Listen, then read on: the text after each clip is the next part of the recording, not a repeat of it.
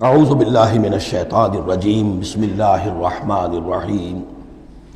اب جو آیت آ رہی ہے یہ بھی طویل آیات میں سے اور عظیم ترین آیات میں سے آیت استخلاف، یہ خلافت کا جو اللہ تعالیٰ نے وعدہ کیا ہے اس امت سے۔ وعد اللہ الذین آمنوا منکم وعملوا الصالحات، اے مسلمانوں اللہ کا وعدہ ہے تم میں سے ان لوگوں کے ساتھ جو ایمان اور عمل صالح کی شرطیں پوری کر دیں گے۔ یہ نام کے مسلمان، نسلی مسلمان جو اللہ کے حکم پر چلتے بھی نہ ہوں، اللہ کے احکام کے مطابق عمل نہ کرتے ہوں، دین کے لیے تن من دھن لگانے کو تیار نہ ہوں، ان سے یہ وعدہ نہیں ہے۔ وعدہ ہے حقیقی اہل ایمان جو ایمان حقیقی کی شرط پوری کرے اور ایمان کے جو عملی تقاضے ہیں ان کو بھی بجا لائے۔ وعد اللہ الذین آمنوا منکم وعملوا الصالحات لیستخلفنہم فی الارض، کہ وہ انہیں زمین میں خلافت عطا کرے گا، حکومت عطا کرے گا، غلبہ عطا کرے گا۔ کما استخلف الذین من قبلہم، جیسے کہ اس نے خلافت عطا کی تھی ان کو جو ان سے پہلے تھے، حضرت داؤد کو، حضرت طالوت کو، حضرت سلیمان کو جو خلافت دی گئی، بعد میں بھی مکابی حکومت قائم ہوئی ہے، اس میں بھی خلافت قائم ہوئی۔ تو یہ خلافت جیسے پہلے ہم نے دی تھی سابقہ امت مسلمہ کو، ایسے ہی اے امت محمد صلی اللہ علیہ وسلم تمہیں بھی خلافت دی جائے گی، بشرطے کہ ایمان اور عمل صالح کی یہ دو شرطیں تم پوری کرو۔ اب یہ خلافت جو ہے اس کو تین انداز میں یہاں بیان کیا گیا ہے۔ لَيَسْتَخْلِفَنَّهُمْ فِي الْأَرْضِ، انہیں لازماً خلافت دے گا زمین میں، حکومت دے گا، كَمَا اسْتَخْلَفَ الَّذِينَ مِن قَبْلِهِمْ، جیسے کہ خلافت دی تھی اور حکومت دی تھی ان کو کہ جو ان سے پہلے تھے۔ وَلَا يُمَكِّنَنَّ لَهُمْ دِينَهُمُ الَّذِي ارْتَضَىٰ لَهُمْ، اور ان کے اس دین کو زمین میں غلبہ عطا کرے گا، قوت عطا کرے گا، تمکن عطا کرے گا جو اللہ نے ان کے لیے پسند کر لیا ہے۔ ظاہر بات ہے مسلمانوں کی خلافت ہے تو اس کے معنی کیا ہے؟ اللہ کے دین کا غلبہ ہے، وہ تو بات تو ایک ہی ہے۔ اللہ کا دین غالب، اس کے کیا معنی ہے؟ مسلمانوں کی خلافت۔ تو چیز ایک ہی ہے لیکن یہاں تین الفاظ لا کر اس کی اہمیت کو نمایاں کیا جا رہا ہے تین اعتبارات سے۔ وَلَا يُمَكِّنَنَّ لَهُمْ دِينَهُمُ الَّذِي ارْتَضَىٰ لَهُمْ، اب یہاں دیکھیے وہی لام مفتوح شروع میں فعل مضارع سے اور اس کے بعد یہ نون مشدد، یہ سارے وعدے نہایت تاکیدی وعدے ہیں۔ لَيَسْتَخْلِفَنَّهُمْ فِي الْأَرْضِ كَمَا اسْتَخْلَفَ الَّذِينَ مِن قَبْلِهِمْ وَلَيُمَكِّنَنَّ لَهُمْ دِينَهُمُ الَّذِي ارْتَضَىٰ لَهُمْ، واللہ نے دین کون سا ہے جو پسند کر لیا ہے؟ الْيَوْمَ أَكْمَلْتُ لَكُمْ دِينَكُمْ وَأَتْمَمْتُ عَلَيْكُمْ نِعْمَتِي وَرَضِيتُ لَكُمُ الْإِسْلَامَ دِينًا، یہ آیت ہم پڑھ چکے ہیں سورہ مائدہ میں۔ اور تیسری بات وَلَيُبَدِّلَنَّهُم مِّن بَعْدِ خَوْفِهِمْ أَمْنًا، اللہ تعالیٰ ان کے خوف کی کیفیت جو ہے اس کو بدل دے گا امن کی کیفیت سے۔ ظاہر بات ہے جب تک کہ مسلمان کمزور تھے ان کے لیے خوف تھا، ابھی ادھر سے حملے کا اندیشہ ہے، ابھی ادھر سے حملے کا اندیشہ ہے، اب فلاں قبیلے کی طرف سے خبر آئی ہے کہ وہ فوجی تیاری کر رہا ہے، فوج کشی کرے گا۔ وہ خوف کی ایک کیفیت تھی جو ہر وقت طاری رہی ہے۔ ایمرجنسی کی کیفیت جو ہے مدینہ منورہ میں یوں سمجھیے کہ پورے 5 برس ایمرجنسی رہی ہے، ہر وقت ہر آن اندیشہ ہوتا تھا، خبریں آ رہی ہیں اب ادھر سے کوئی قبیلہ حملہ کرنے والا ہے، اب یہ مکے میں کوئی ان کی ملاقاتیں ہوئی ہیں، کوئی سازش ہوئی ہے، ابھی کوئی خط چلا گیا ابو عامر راہب کا کوئی مشن ہے، یہ ساری خبریں آتی تھیں۔ لیکن یہ کہ اب اس کے بعد وہ وقت آ جائے گا کہ ان کا جو خوف کی کیفیت ہے بدل جائے گی امن سے۔ یعبدوننی لا یشرکون بی شیئا، میں یہاں اس کو سمجھتا ہوں مستقبل سے متعلق، جب ایسا ہو جائے گا تو پھر وہ میری بندگی کریں گے کہ اس میں کسی شے کی شرک جو ہے گوارا نہیں کریں گے۔ جب تک اللہ کی حکومت نہیں ہے تو ظاہر بات ہے کچھ نہ کچھ شرک تو ہو ہی رہا ہے۔ اب ہم یہاں رہ رہے ہیں، پاکستان میں رہ رہے ہیں، اللہ کا دین تو قائم نہیں ہے، قانون کس کا ہے؟ اللہ کا تو نہیں ہے۔ تو گویا کہ ہم قومی اعتبار سے، اجتماعی اعتبار سے کفر اور شرک میں زندگی بسر کر رہے ہیں۔ ہاں ہمارا اپنا کوئی عقیدہ فرض کیجئے ہے بھی ٹھیک، بالکل مشرکانہ اوہام سے ہم نے اپنے آپ کو پاک کر لیا ہے اور توحید فی العقیدہ ہماری بالکل صحیح ہے، لیکن سوال یہ کہ ہم اس ملک کے شہری ہیں، اس ملک کا دستور ہے، اس ملک کے اندر جو ہے اللہ کی حکومت اور اللہ کے قانون کی بالادستی نہیں ہے، تو اس کے کیا معنی؟ ہم بھی اس کے شہری ہونے کی حیثیت سے اس میں ملوث ہیں۔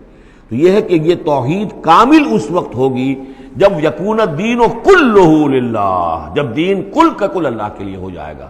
عملاً توحید کی تکمیل اس وقت ہوگی۔ یعبدوننی، میری بندگی کریں گے، لا یشرکون بی شیئا، اور میرے ساتھ کسی شے کو شریک نہیں کریں گے۔ ومن کفر بعد ذلک فاولئک هم الفاسقون، اور جو اس کے بعد بھی کفر کریں تو پھر وہ تو فاسق ہیں، ناہنجار ہیں، سرکش ہیں۔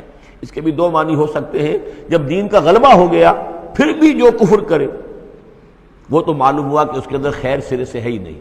ایک یہ ہے کہ باطل کا غلبہ ہے، باطل کے غلبے میں کسی بندہ مومن کے لیے ایمان لانا مشکل ہے، ایمان پر قائم رہنا مشکل ہے، اسلام پر عمل کرنا مشکل ہے۔ لیکن جب دین غالب ہو گیا ہو تو اب تو ظاہر بات ہے کہ اب تو ساری رکاوٹیں دور ہو گئیں. اب تو ایک شخص کے کسی کی اپنی فطرت ہی میں کجی آ چکی ہے, کوئی پرورٹڈ نیچر کا شخص ہے, تبھی وہ رہے گا کہ جو اسلام سے دور رہے. ومن کفر بعد ذلک فاولئک هم الفاسقون. اور میرے نزدیک اس کا ایک مفہوم یہ بھی ہے کہ ہمارے ان 3 پختہ وعدوں کے بعد بھی جو شخص کمر ہمت نہ کس لے اور اس کام کے لیے کھڑا نہ ہو جائے, گویا کہ وہ ہماری بات کا کفر کر رہا ہے, انکار کر رہا ہے, اسے ہمارے ان وعدوں پر یقین نہیں ہے. ومن کفر بعد ذلک فاولئک هم الفاسقون. تو وہ تو گویا کہ فاسق ہے اور سرکش ہے اور ناہنجار ہے. اس آیت کو ذہن میں رکھیے, اور اس حدیث کو آج میں چاہتا ہوں کہ اس کا متن بھی آپ کو سنا دوں کہ اس کی خبر دی ہے محمد رسول اللہ صلی اللہ علیہ وسلم نے. تاریخی اعتبار سے تو یہ نوٹ کر لیجئے, یہ سن 6 ہی کے اندر, ابتدائی میں سن 6 کے یہ آیت نازل ہوئی.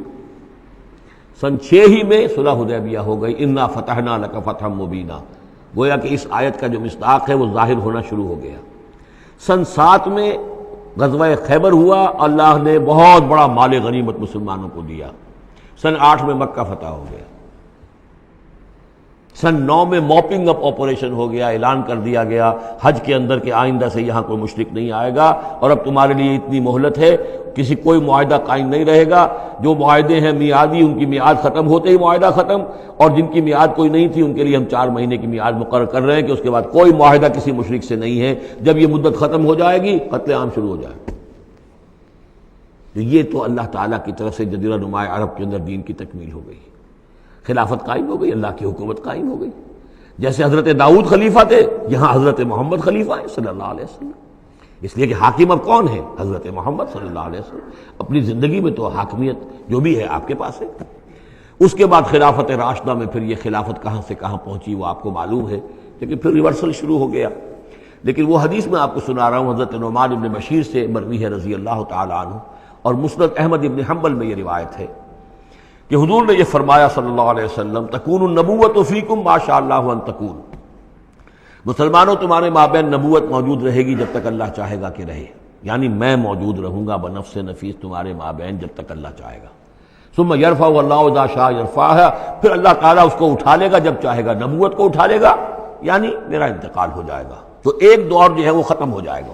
فرمایا ثم تکون خلافۃ علی منہاج النبوۃ. پھر خلافت ہوگی نبوت کے نقش قدم پر, نبوت ہی کے طریقے پر, ٹھیک وہی نظام جو محمد عربی صلی اللہ علیہ وسلم نے قائم کیا تھا, بعین ہی, ایک بال کے فرق کے بغیر وہ نظام جو کا تو قائم رہے گا. خلافت علی منہاج النبوۃ. فتکون ما شاء اللہ وان تکون, یہ بھی رہے گا جب تک اللہ چاہے گا یہ دور. ثم یرفع اللہ اذا شاء یرفع. پھر اس دور کو بھی اللہ اٹھا لے گا جب اللہ چاہے گا. ثم تکون ملکن عاضا. پھر ملوکیت کا دور آئے گا, اور وہ کاٹ کھانے والی ملوکیت ہوگی, کاٹ کھانے والی ملوکیت, ظالم ملوکیت. اور یہ بھی رہے گا جب تک اللہ چاہے گا, پھر اللہ اس کو بھی اٹھا لے گا. پھر چوتھا دور آئے گا, ثم تکون ملکن جبریا.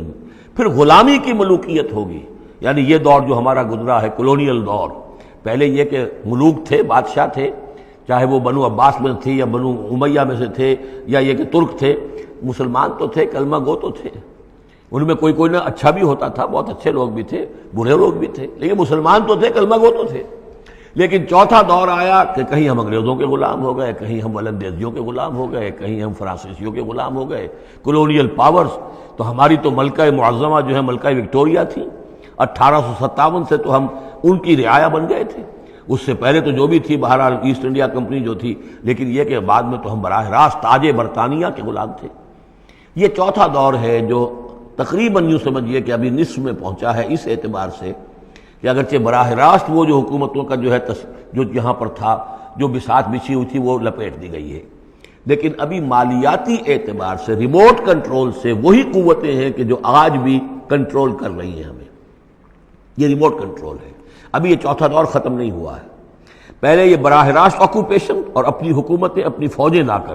اب یہ ہے کہ اس کے بغیر بائی پراکسی, چاہے ہمارے ہی آدمی بیٹھے ہوئے ہیں, لیکن اصل میں سارا جو ہے یہ مالیاتی جو ہے استعمار ہے, ایک نیا عالمی استعمار ہے.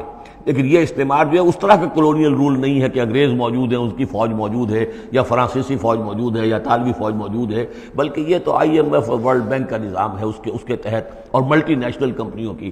لیکن جو چوتھی جو خوشخبری کی بات ہے وہ یہ ہے کہ حضور نے فرمایا بالآخر یہ چوتھا دور بھی ختم ہو جائے گا.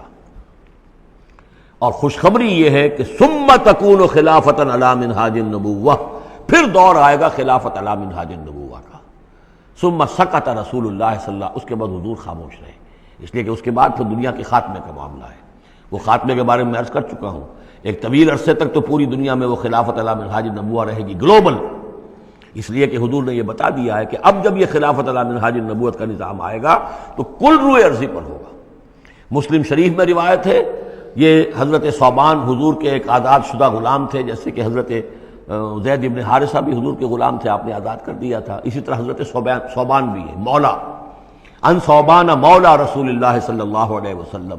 اس میں روایت کیا ہے، حضور نے فرمایا ان اللہ زوالی الارض، اللہ نے میرے لیے ساری زمین کو لپیٹ دیا یا سکیڑ دیا، فرائے تو مشارقہا و مغاربہا، تو میں نے سارے مشرق دیکھ لیے زمین کے، سارے مغرب دیکھ لیے، وَإِنَّ أُمَّتِي سَيَبْلُغُ مُلْكُهَا مَا زُوِّيَ لِي مِنْهَا، اور میری امت کی حکومت ان تمام علاقوں پر قائم ہو کر رہے گی جو اس طرح زمین کو سکیڑ کر یا لپیٹ کر مجھے دکھا دیے گئے۔ اور یہ روایت صحیح مسلم کی ہے۔ اسی طرح کی ایک اور حدیث ہے حضرت مقداد بن الاسود سے رضی اللہ تعالی عنہ کہ اس روئے ارضی پر کوئی گھر اور کوئی خیمہ نہیں بچے گا، یعنی سیٹلڈ جو علاقے ہیں جہاں گھر ہیں، شہر ہیں، گھر بنے ہوئے ہیں، مکان بنے ہوئے ہیں، یا نومیڈک ٹرائبز جہاں بھی ہیں کہ وہ اپنے خیمے لے کے ادھر سے ادھر جاتے رہتے ہیں، نہ کوئی گھر بچے گا نہ خیمہ جس میں اللہ کا دین داخل نہ ہو جائے۔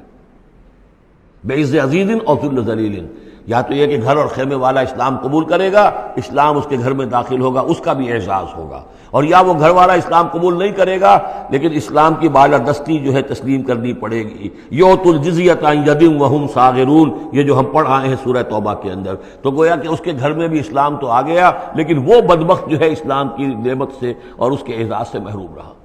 یہ ہے وہ خبر کہ جو ہے صحیح احادیث ہیں، اور یہ منطقی طور پر بھی سمجھ لیجئے کہ قرآن مجید میں یہ بات واضح کر دی گئی کہ حضور کو بھیجا گیا غلبہ دین کے لیے، 3 دفعہ فرمایا۔ سورہ توبہ میں ہم پڑھ چکے ہیں، 2 مرتبہ آگے اور آنا ہے، هو الذی ارسل رسولہ بالہدی ودین الحق لیظہرہ علی الدین کلہ، اور 5 مرتبہ فرمایا کہ حضور کو بھیجا گیا پوری نوع انسانی کے لیے۔ اس کی سب سے نمایاں اور سب سے جو لوگوں کے اندر عام طور پر معروف آیت ہے وہ یہ ہے وَمَا أَرْسَلْنَاكَ إِلَّا كَافَّةً لِلنَّاسِ بَشِيرًا وَنَذِيرًا، ویسے ہم پڑھ آئے سورہ انبیاء میں وَمَا أَرْسَلْنَاكَ إِلَّا رَحْمَةً لِلْعَالَمِينَ، اس کا بھی مفہوم یہی ہے، تمام جہان والوں کے لیے ہم نے بھیجا ہے آپ کو رحمت بنا کر، اور ہم نے نہیں بھیجا ہے محمد آپ کو مگر پوری دنیا کے لیے، پوری نوع انسانی کے لیے بشیر اور نذیر بنا کر۔ ان دونوں کو جوڑیں تو اس کا منطقی نتیجہ بھی یہ ہے کہ حضور کی بعثت کا مقصد مکمل ہوگا ہی اس وقت جبکہ کل عالم انسانیت پر دین حق غالب ہو جائے، اور یہ ہو کر لینا ہے۔ وَمَنْ كَفَرَ بَعْدَ ذَلِكَ فَأُولَٰئِكَ هُمُ الْفَاسِقُونَ وَأَقِیمُوا الصَّلَاةَ وَآتُوا الزَّکَاةَ، اور نماز قائم کرو اور زکوٰۃ ادا کرو، وَأَطِیعُوا الرَّسُولَ لَعَلَّکُمْ تُرْحَمُونَ، رسول کی اطاعت کرو تاکہ تم پر رحم کیا جائے۔ چونکہ روح سخن منافقین کی طرف ہے، اور میں نے آپ کو بتایا تھا ان پر جو شاخ گزر رہی تھی وہ در حقیقت رسول کی اطاعت تھی۔ بار بار کہتے تھے یہ اپنے جی سے بات کہہ دیتے ہیں، آیت تو ابھی اتری نہیں، ابھی کوئی آیت تو آئی نہیں، قرآن میں تو ابھی یہ حکم آیا نہیں۔ یہ معاملہ جو ہے ان کو شاق گزر رہا تھا حضور کی اطاعت۔